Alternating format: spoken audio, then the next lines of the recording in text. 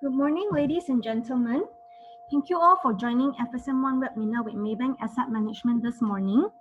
I'm Rishi here from FSM1 Investment Marketing Team.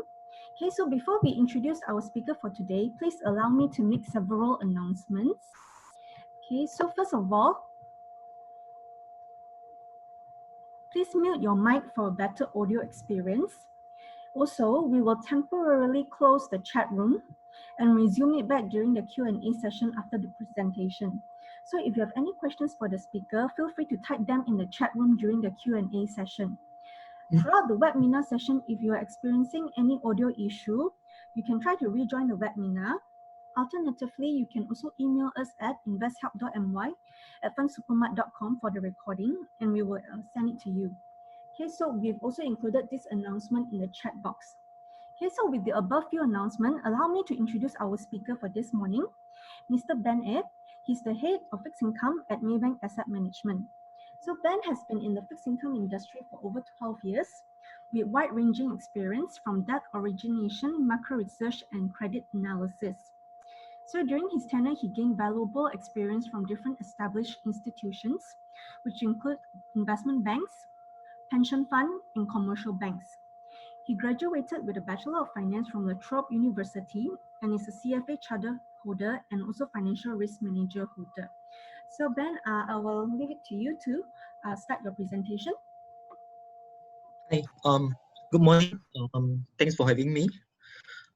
Okay, I think in these presentations, I want to re-examine whether it's a good time to buy bond funds or not, because I think bond has traditionally been a good hedge against market volatility, and it provides a better risk adjustment return for your overall portfolio if you're having equity, other asset classes, whether this is a thing, for you or not.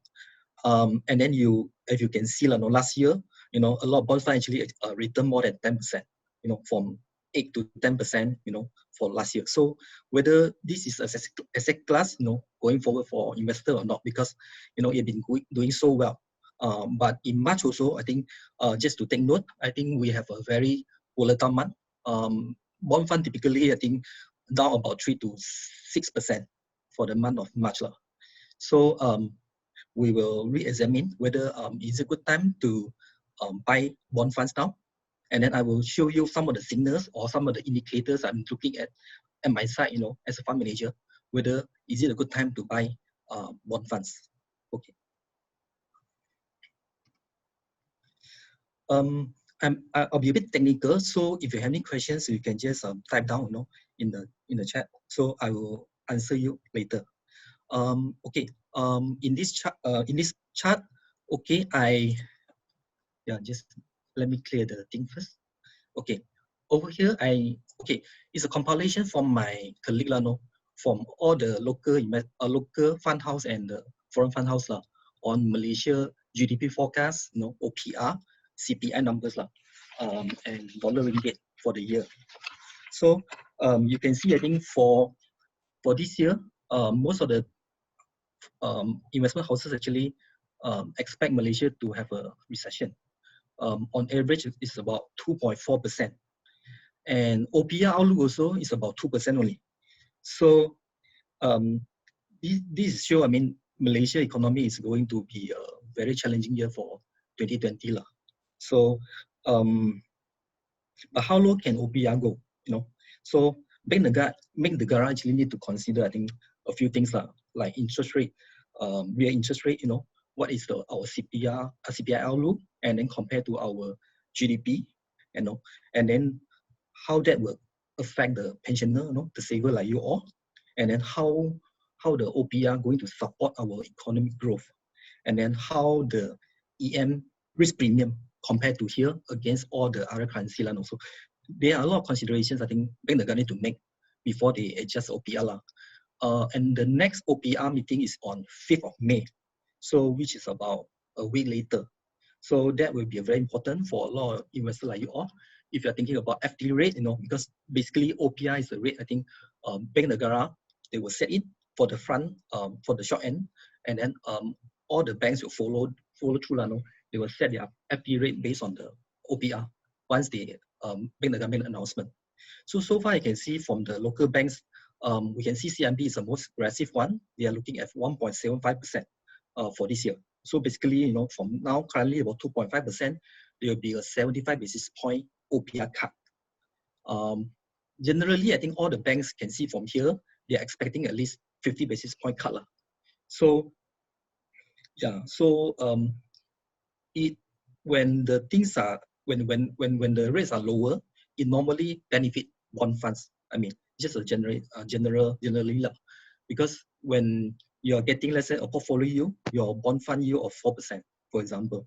So and then the OPI is like, let's say, 2.5%. So you're getting 1.5% additional return. I mean, on top the thing lah. So when the thing is cut, you know, your bond fund you can go lower. So and there's another beauty of for bond fund also, there's a duration play. You know, when you put in FD, typically you only can put like maybe up to 12 months, you know, 6 months, 3 months. So you only can lock in for the next 3 to 6 months. But for bond funds, once you buy something like 7-year durations or 6-year durations, basically you're benefiting from the lower interest rate a lot. So it multiply your return also. So that is the beauty of buying a bond fund now. You know, when the interest rate is in the cutting cycle. On the following page, I'm going to show you some of the signal, you know, whether market have normalized or not, because I think in March, there were a lot of selling, you know, a lot of dislocation, you know, in the bond market, you know, 10 years MGS went up to 3.6%, you know, and then the 30-year was back to like 4%, you know, and we can see across the curve, yield curve have moved up easily 60 basis point to 70 basis point. So, you know, so now we re-examine whether is it still dislocated, you know, in the bond market now, and then is it a good time for investor to go in now? Okay, you can look at the page 5. You know, this is the interest rate, 5 years IRS and the MGS yield spread lah. So basically, you know, in the normal yield curve, you know, government normally we consider that as a risk-free rate. So it should be the lowest among all the curve lah, like AAA, it should be lower than AAA, AA, single A, you know, all the credit curve lah. So you can see from this chart also, the purple color one, you know, typically government bond is about the mean is about 15 basis point, or the median is about 13 basis point. IRS higher than government bonds, but currently is negative 19 basis point. So there's a disallocation, you know, because they still not normalized, you know, from the last sell-off. In March, I think there was about 12.1 billion foreign outflow from Malaysia bond market. So they create a lot of selling, you know, you spike up, and then the IRS have been disallocated, no? Because IRS basically is just a bank lending, you know, between the bank lending rate. So you can see, I think this part of the market is still very dislocated. So, and we can see, you know, in the typical market, it should be, government bonds should be lower than IRS.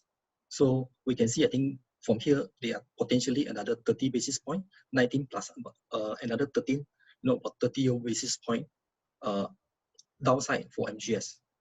Or, you know, the other way around, IRS would be higher.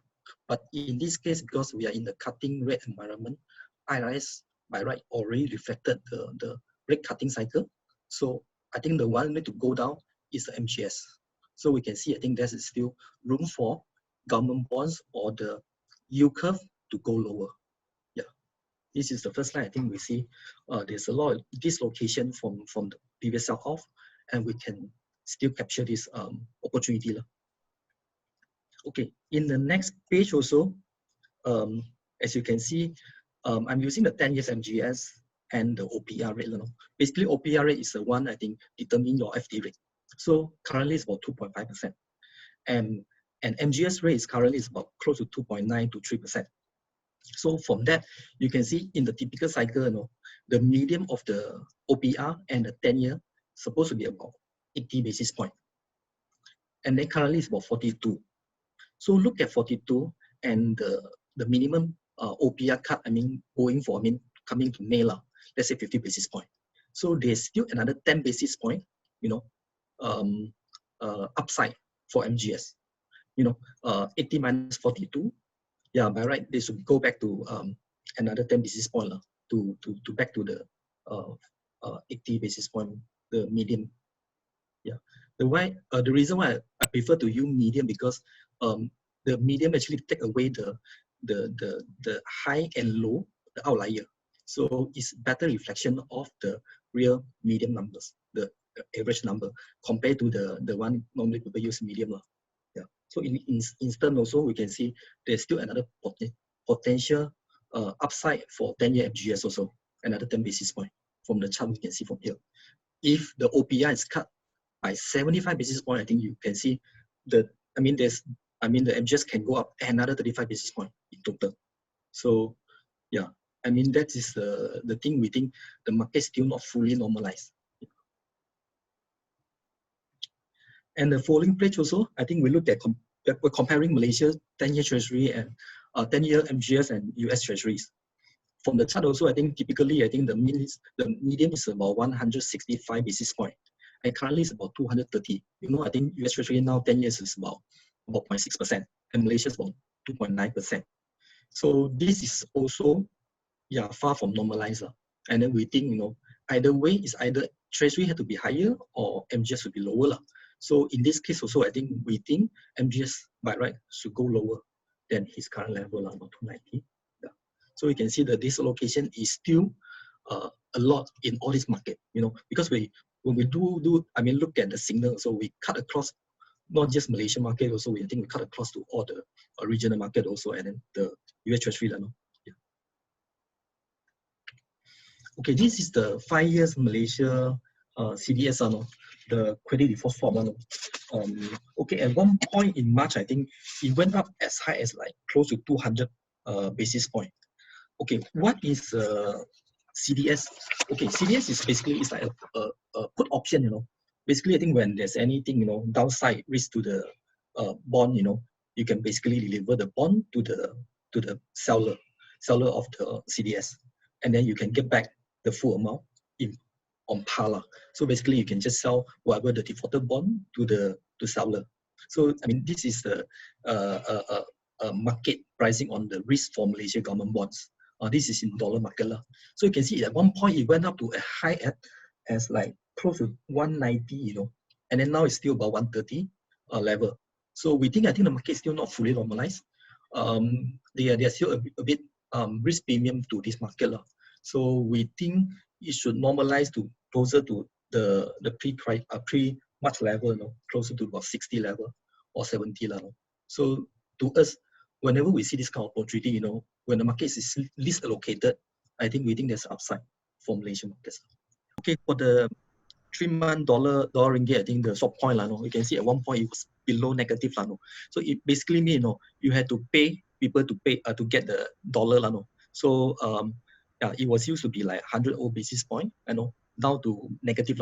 So just like example I show you just now, like let's say you pay $1 million, you buy $1 million now spot, you're paying like 4.4 million ringgit. So in the full market by right, you're getting back, you pay, you deliver your $1 million, but you're getting back 4.4 million, more than 4.4 million in ringgit. So to us, it's a positive carry. But in March also, I think it went down to negative. So basically, you're getting less ringgit back. How these things determine is a bit technical. Basically just a interest rate parity kind of calculation. The two risk-free rate in two country, and then whoever have higher interest rate supposed to get positive carry. So in our instance, I think ringgit is higher interest rate than US. So we're getting additional ringgit from the our foreign market. So you can see all these things, they are signs. I think at least this is a good thing, because dollar side, they are no longer in the liquidity squeeze. No more dollar squeeze in the local market.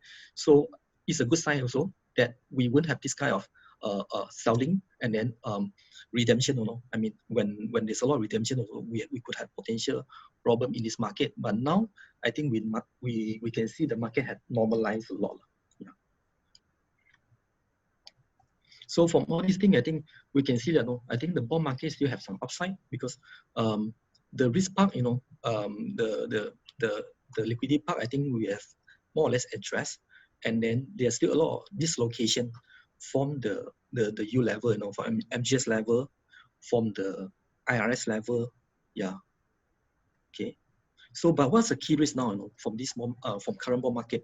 Because I think, yeah, although we can see, you know, I mean, they are upside to bond market now, but there's still risk. You know, what could trigger the thing happen in March? You know, yeah. I think the most, I mean, the critical part, I think for a lot of investors now, I think thinking about bond fund is foreign selling, because for the last 2 months, February and March, I think we have a total about 16 billion outflow, ringgit outflow from foreign investors. So the one I think they sell the most is MGS, and you can see from the chart 11.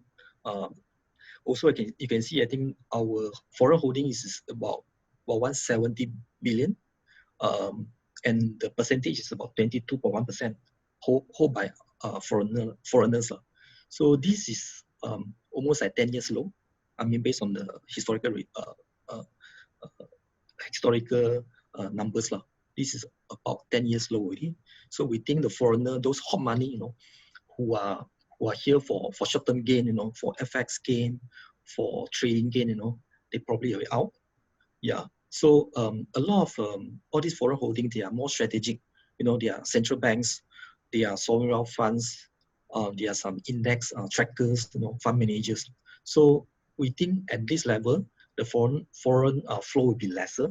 I mean, the one out in and out hot money will be lesser, and for my personal observation, also I think recently for the last 2 weeks or so, we have not seen many foreigners coming into the MGS market anymore, and we can see a lot of local flow. So this is a good sign, because I think so you know they take out one uncertainty, you know, from the market. At least the foreign outflow will not be significant, because whatever they want to go out, they already went out. Yeah. And then the other risk, I think a lot of people, they might think, you know, on top of the MGS and government bonds, they might leave Malaysia corporate bond market. But as you can see, I think the number is very low. They are holding less than 14 million, I think, in Malaysian market. And then this is less than 2%. So as usual, I think our corporate bond are the most stable one, you know, compared to government bonds. You know, this is a bit counterintuitive, because a lot of people think, you know, government is supposed to be more stable, but in Malaysian market, because the local market, they are mentally normally buy and hold. And this part of the market also, I think, is dominated by our local investor. So you don't see much selling, I mean, even during the March sell-off. Okay, dollar ringgit. Okay, this one I pull out, you know, a long-term chart from 1970, and you can see, you know, the height was the worst dollar ringgit was during 2016, I think. It hit close to 4.5, you know, dollar ringgit. So currently it's close to 4.36 . And you can see there's a period during the 2008, I think 2008 to 2013. For 1998 until 2005, you know, the dollar ringgit was back at 3.8. I think you can see the flat line, yeah, in the middle. So, you know, the height was like 450 now. So now it's close to 437, 436. So I mean, we don't expect, I mean, the upside to go up higher will be quite limited at the moment because it's already close to 4.4. Yeah. So I think this part, you know, whoever want to sell, you know, in the foreign part, you know, they already did their selling in March. So yeah. And the other part on the key risk, I mean, to this thing is whether government going to issue a lot of bonds in the market or not, whether they will flood the market, you know, because I think they just announced about 260 billion stimulus package in the last 2 months, last 1 to 2 months.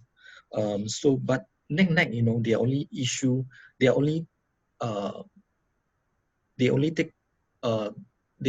about 35 billion, you know, of the 260 billion is from their own coffer. So the additional issuance from the MGS is about, you know, another 35 billion. So I think at this level, I think the market still can absorb. You know, we don't see any problem for market to absorb it at current level. Yeah. So, and then this is another risk I think we think it should be manageable. Yeah. Okay. Okay. There's one more thing. I think when you invest in bond also, there could be a potential default, potential downgrade. I think this one. I think I mean, you don't enjoy the upside like equity people. They got PE multiplier, they got expansions, they got upside from capital gain a lot from equity lah, no, on those count. On bond park, the max you can get is to get back the par value, the full value.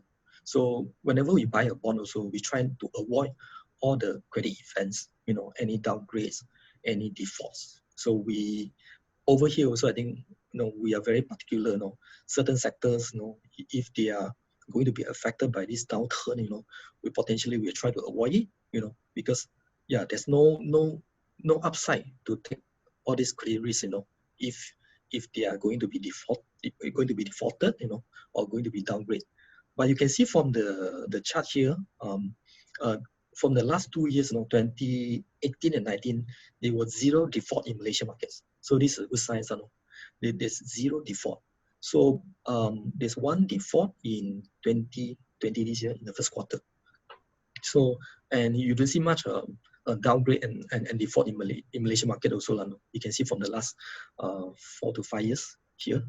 And then, okay, sector-wise, I think just briefly talk about what we think about the sectors we like and we don't like. Banking, we think will be still stable. So we continue to look at banking sector because I think they are the one who have the muscle, and then they will continue to, even though I think the margin will be compressed, cash flow will be, weaker because of the moratorium of the loan. But overall, I think they are still in a very good position. They are well capitalized. So we still like, banking. And then telco also, I think in this sector also, the sector also, I think we think it will do well also because of the, people using data, and then they are more resilient sectors. And utility also, despite, Tenaga have to lower their tariff for MCO during the MCO period.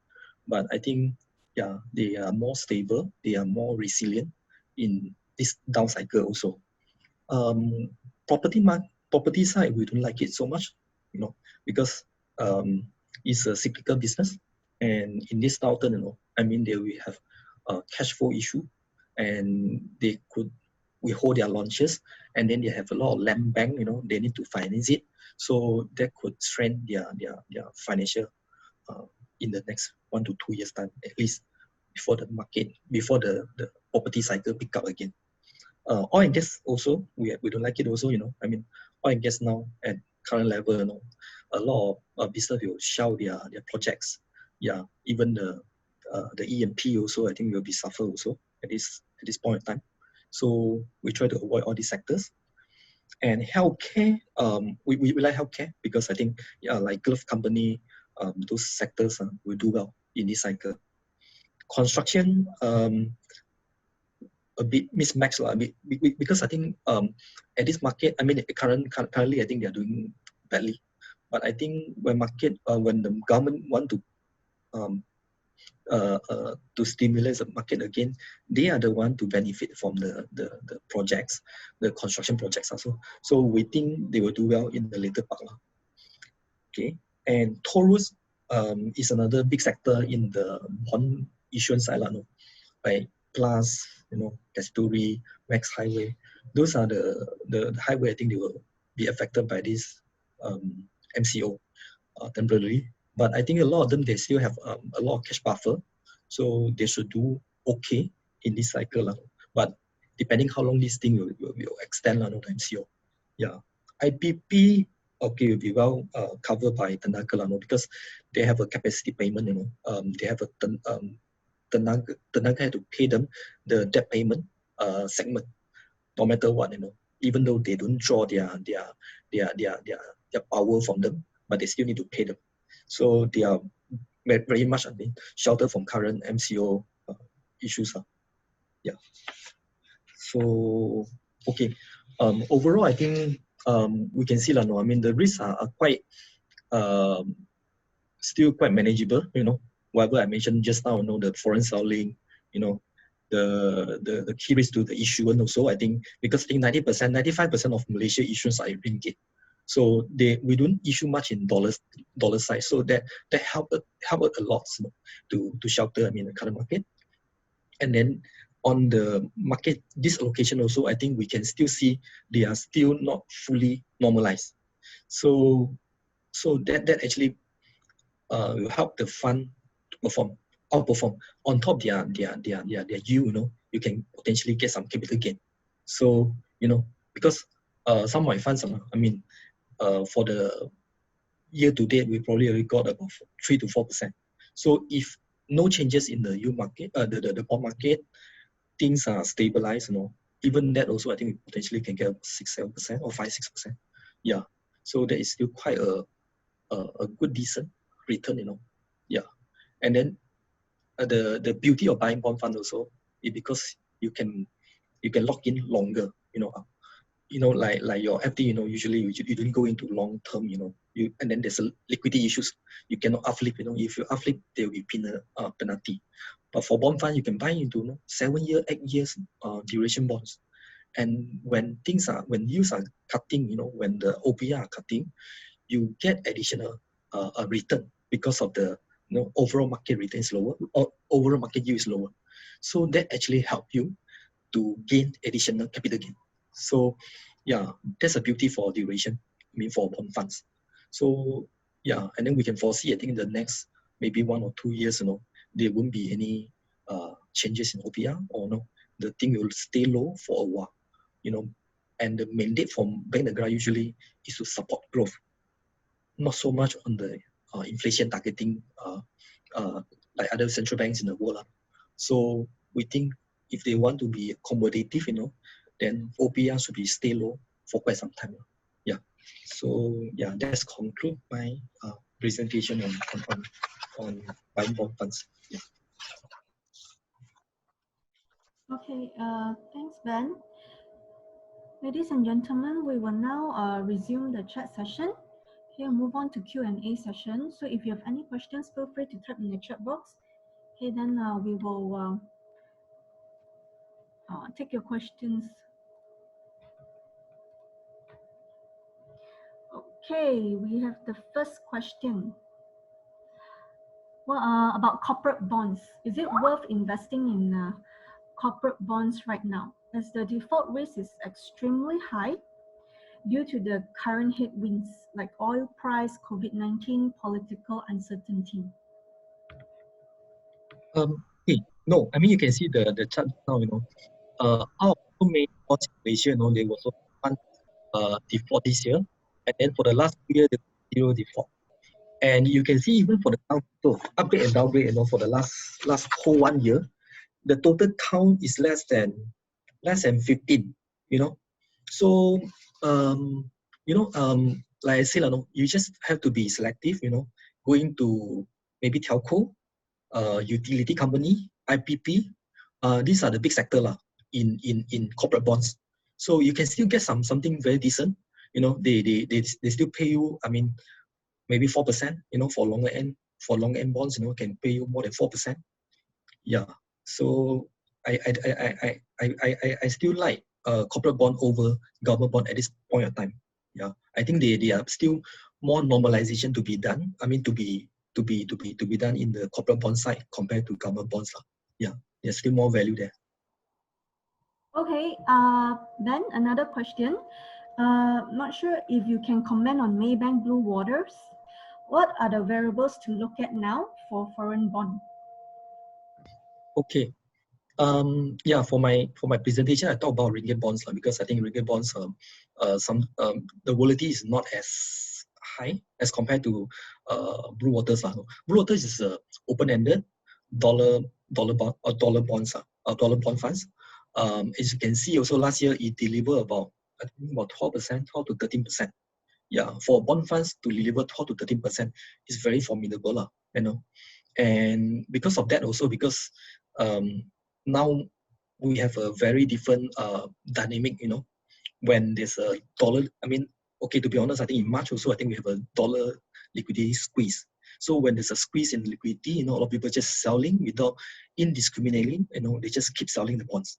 So they don't care about what happened to the bond funds. So that's why I think you can see central bank, the Fed actually, they provide liquidity, they allow repo, even with Malaysia government bond and our Bank Negara, they try to calm the market. So you can see now actually the bond actually have come back a lot, and we think the normalization process is going to be continued, just like ringgit market also. Okay, another question. Is it a good time to buy Sukuk funds now? Okay. Just like I mentioned, the first questions are why not? Because corporate bond, Sukuk, basically Malaysia, more than 80% of the issuance in the corporate market is in Sukuk. Only normally just a bank, typically banks and some old program, they still in conventional program. So yeah, basically when you talk about Sukuk, it's almost like everything in Malaysia. All the bonds in Malaysia, apart from MGS, apart from banks, apart from some old programs. I would say the ratio now, the new program, the new issuance, typically about 90% is in Sukuk form. Yeah. Okay, how do you avoid sectors that you don't like, given that our PDS market is not liquid and you may not be able to sell bonds that you turn negative on? Okay. Yeah, fair enough.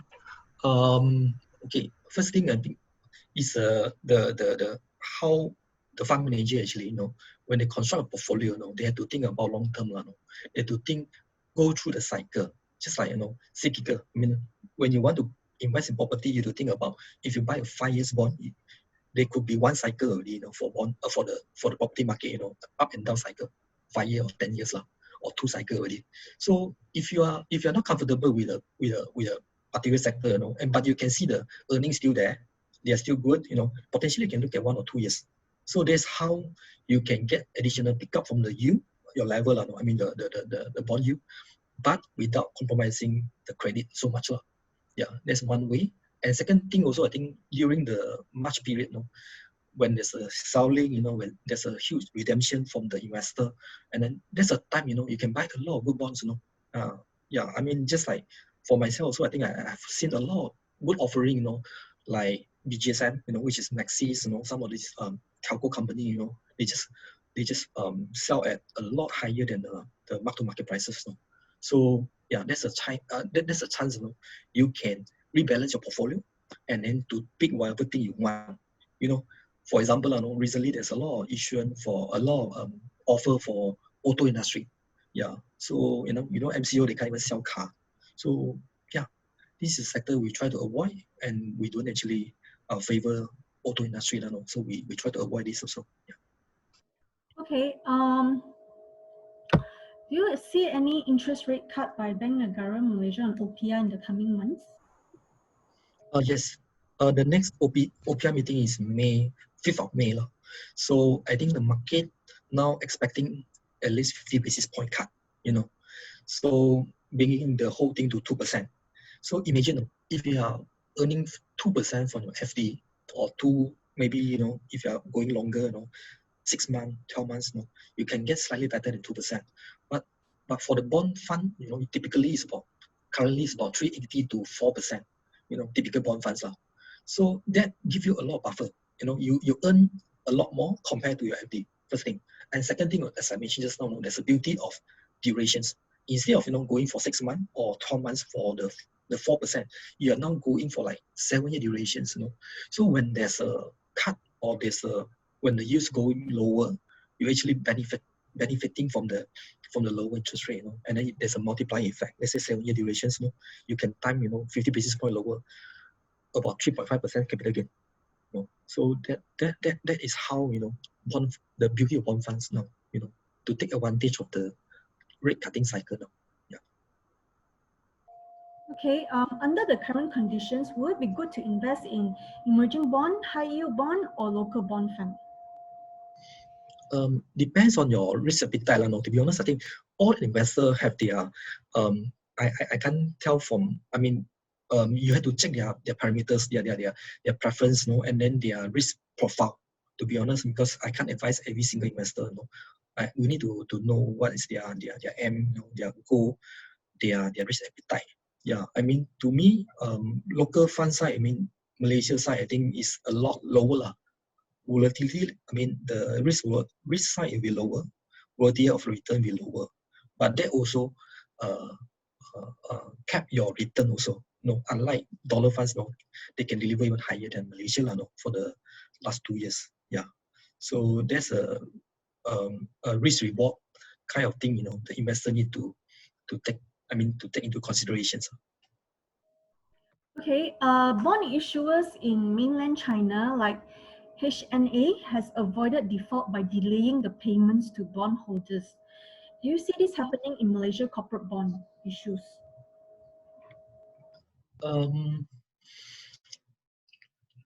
Here we don't see much lah. No, I mean that is consider restructuring. Yeah. Typically in Malaysia, I think we have. I mean we have not. There are very few cases like this.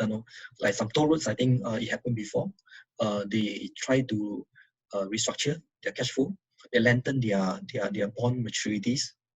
It happened, but that is quite isolated cases. I mean, there are very few.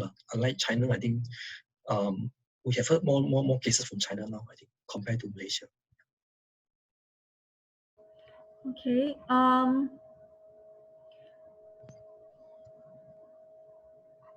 What do you think about the default rate in 2021?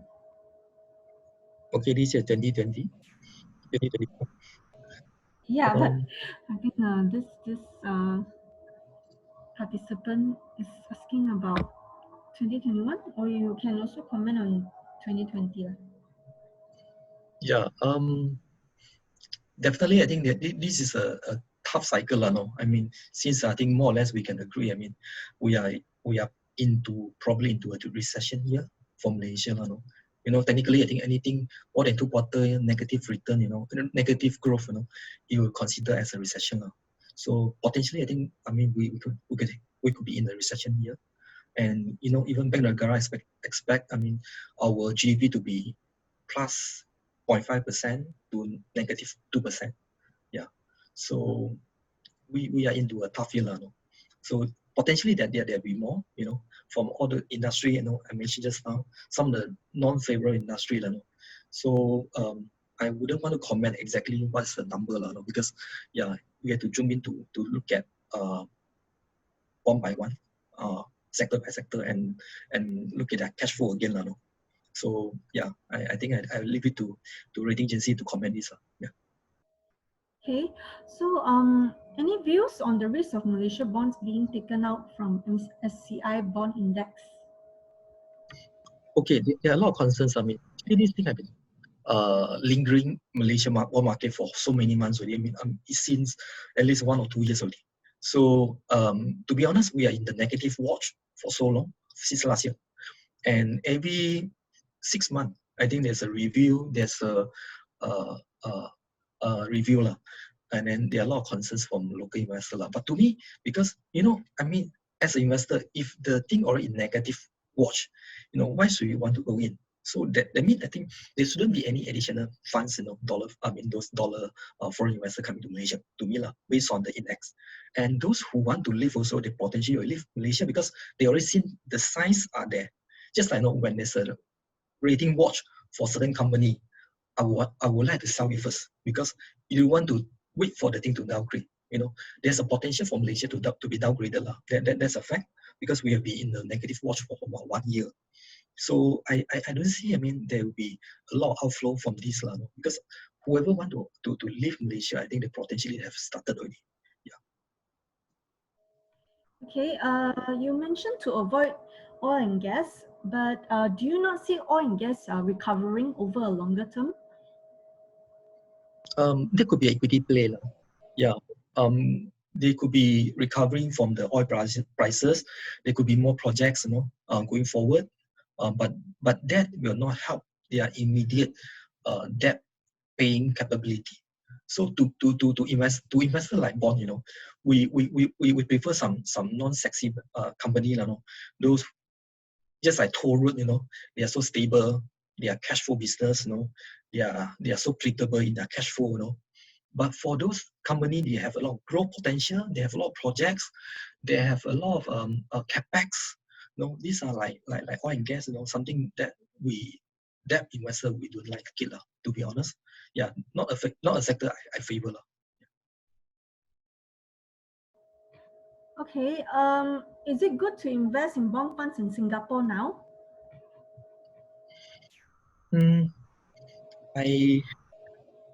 Okay, this is a bit out of topic. Yeah. Uh, I, I, I, I, that's the reason why um, yeah, because interest rate in Singapore is a lot more lower than here. I think they are closer to US Treasury. I mean, even their SGS level. So the yield level is lower than here, honestly. And you will get 4% portfolio yield return like Malaysia. And the other thing also, the currency consideration also, I think you need to think about investing in Sing dollar funds.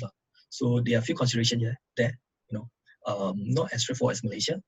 And those funds also, I think you have to think about what the thing they are investing also.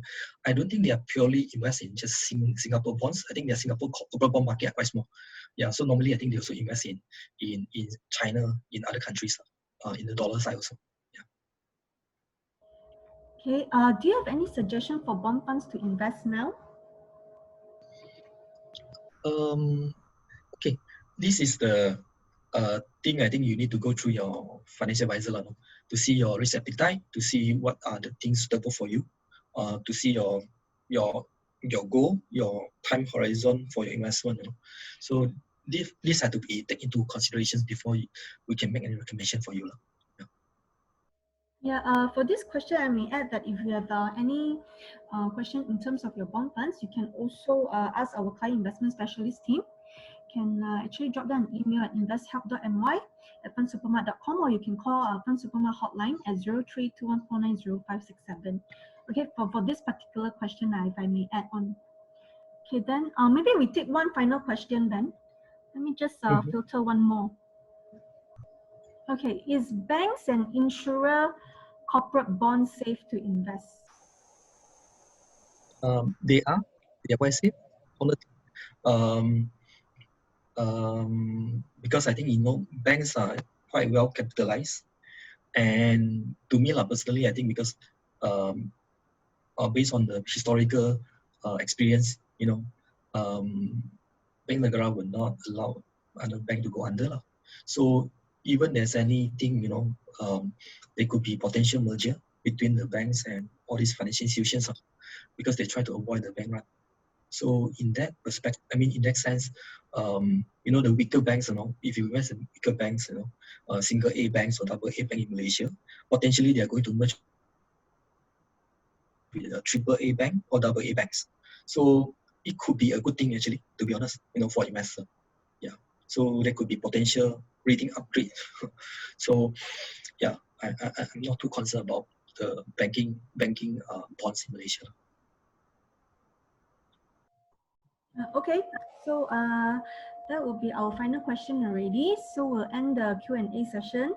So thank you everyone for joining our webinar this morning.